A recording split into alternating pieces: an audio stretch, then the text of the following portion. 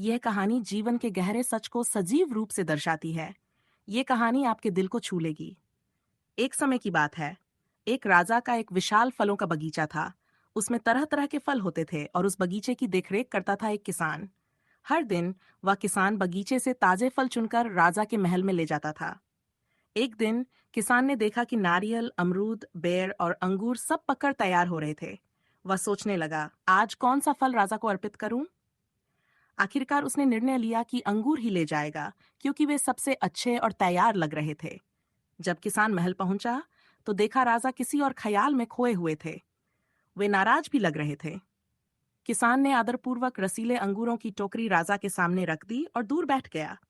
लेकिन राजा राजा ने गुस्से में एक एक अंगूर उठाकर खाना शुरू किया और फिर हर बार एक अंगूर किसान के माथे पर फेंक देता।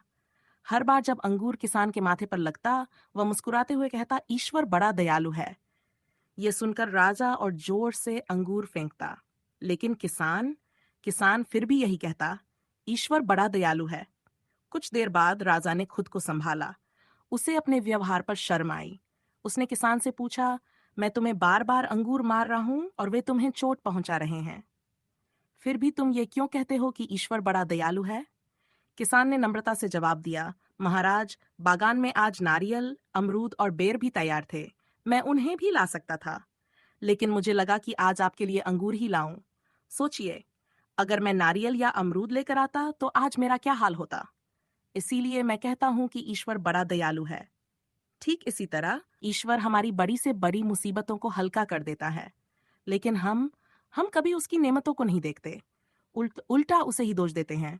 मेरे साथ ही ऐसा क्यों हुआ? परंतु जो बीज हमने बोया है वही फसल हम काट रहे हैं। सोचिए, आज हमारे पास जो कुछ भी है, क्या हम वास्तव में उसके लायक हैं? फिर भी ईश्वर ने हमें हमारी जरूरत से कहीं ज्यादा दिया है, और हम उसका शुक्रिया अदा करने के बजाय उसे ही दोष देते रहते हैं।